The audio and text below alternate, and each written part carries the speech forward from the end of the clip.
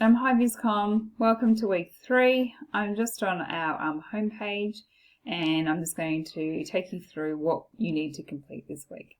So you can see here that on Monday's class we'll begin with a Kahoot. We'll reflect on the learning from areas 3 and 6. You must on Monday continue to work through your learning activity task sheet. You probably want to get yourself through 4, 5 and 6 if you can, ready to submit this sheet on Thursday. On Thursday, you must complete the learning activity task sheet and upload it to Simon for feedback.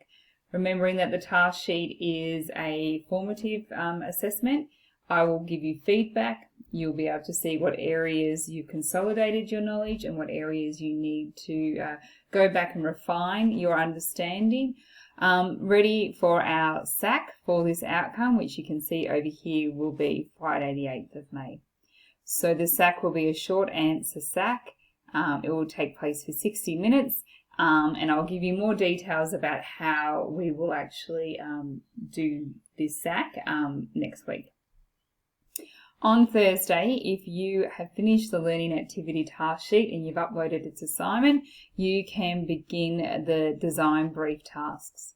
So there's a design brief brainstorming activity, and then there is also writing your design brief as well, and you need to write a draft and upload that draft for feedback. If you get to that stage of completing that design brief, you will see up here area 3, and if I drop area 3, you'll see that area 3 is broken up into your design brief, research and generation of ideas. You don't need to worry about the research and generation of ideas. If you click on area of study 3, it will take you to its homepage, where it moves you through the SAC folio task. So outcome 3 in unit 3 is where you'll develop your brief, you will research and you'll generate ideas. Outcome 1 unit 4 is where you'll develop and refine those ideas, and outcome 2 in unit 4 is where you will actually present those ideas as final presentations. There's lots of information on here for you to read. Take the time to go through and read this information to help you succeed within the SAC. If I go to area 3 and I click on the design brief task, you'll see here that again it just takes you through step by step. So take the time to read.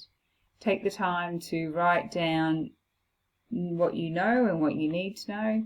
You'll see here that I've also directing you back to Edrollo if you hadn't watched the video on developing a design brief. If I go down here, you'll see the format for your design brief.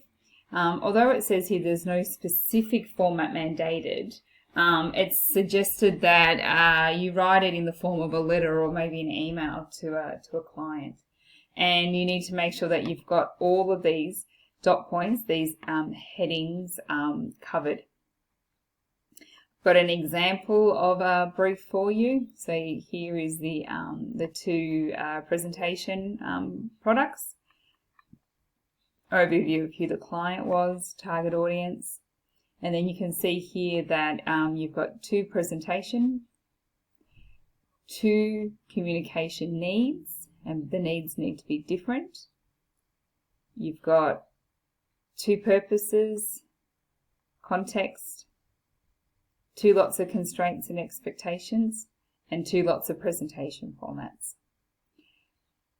Here on the stop, you can see that there are also more expanded details of those areas under the area 3, the actual task design brief, and also up in resources under the design brief, there's also these areas expanded and explained in more detail. In the design brief tab on the resources, there is also more examples of design briefs for you to use. Very clearly, you just take yourself through, read, and make sure you ask me questions. Okay, so in order to help you create your design brief, you're going to complete 2 tasks. One task 1 is to help you think about, well, what is it that you actually want to design? Who do you want to design for? What is it that you're going to create? What's going to be your communication need? And then task 2 will actually help you write your brief, and you'll submit 1 draft. So it's really easy. Task 1 just gets you moving through. First of all, thinking about, well, what are some of the most important inventions or designs? Why were they invented? What was the problem? What was the need? Number 2 is to start you thinking about, well, which 2 design fields am I going to want to work in? So I've modeled a response on the right. So for here it says, write down why you like these design fields. Write down what types of media and materials you can have fun with in these design fields, and what conventions will you be likely to observe when you work in these design fields. So you can see here that I've said, hey, I really like the idea of working in the design field of communication and environmental, because I really enjoy typography and I really enjoy illustrating, and also Grand Designs is one of my favorite TV shows. So in communication, I can have fun with paint, markers, printing, collage. I can then move into Photoshop and Illustrator and InDesign.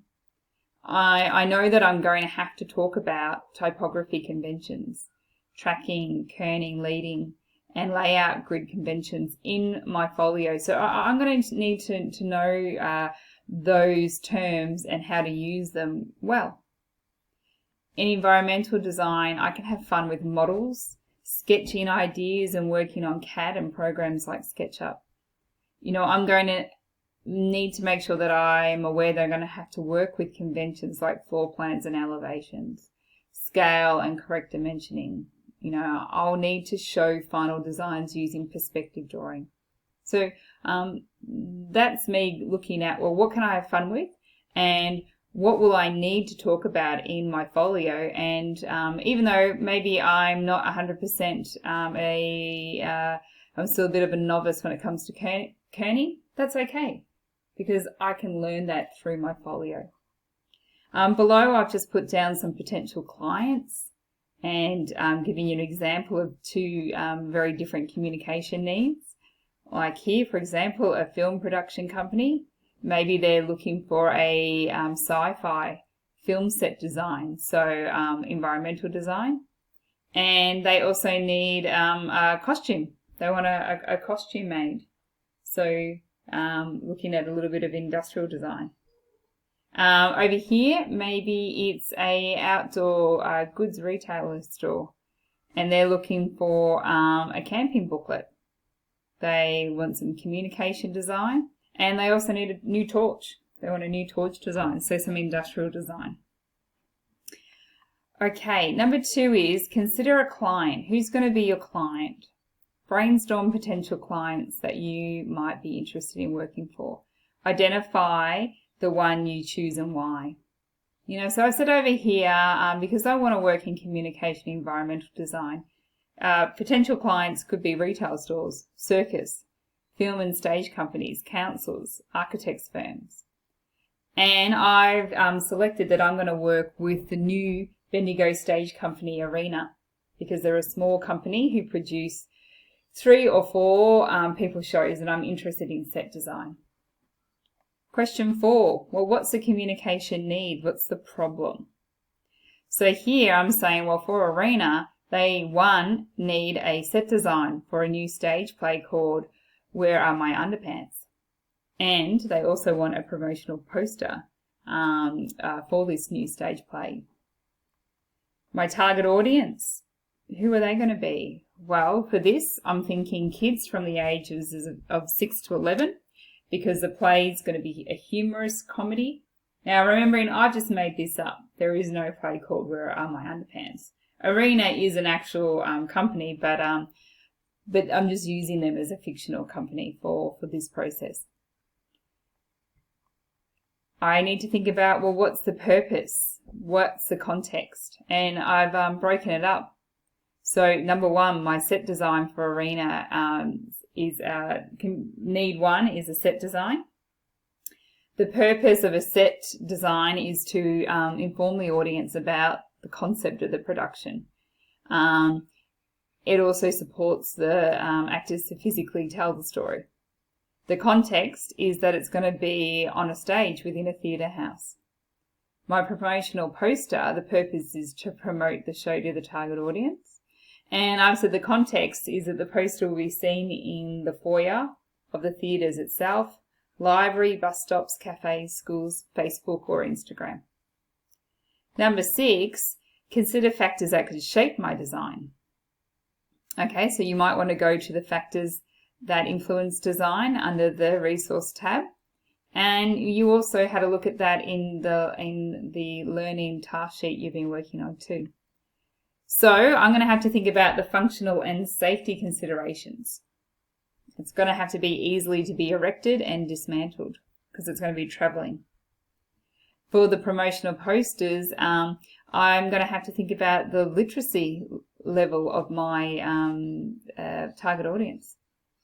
I'm also going to have to think about the fact that the contents will mean that the final poster will need to be in a digital format. And question 8, what are some possible presentation formats? Well, underneath the resource tab, there's also a tab called presentation formats. But here I'm saying, well, for the set design, I think I could do a scale model. I could do some technical elevation and perspective drawings, and maybe even a construction manual. How do you put it together? For the promotion, maybe it's a postcard. Maybe I've got a promotional poster and a ticket design. Poster, not postcard. Okay, task 2 is writing the brief. And you can see here that there are a few notes. Your brief must be a minimum of 600 words. You can only have one client. You need to define the client's 2 needs but not answer them. The 2 needs need to each be very distinctive and different. You need to propose presentational formats, and your work must be your own. So step 2 is to draft it and submit it to Simon for feedback. Then you'll rewrite it, and step 4 is we'll both sign it off. Okay, so that just gives you a little bit of an overview of the next step, writing your design brief. If you don't start that on Thursday, you will begin that next week.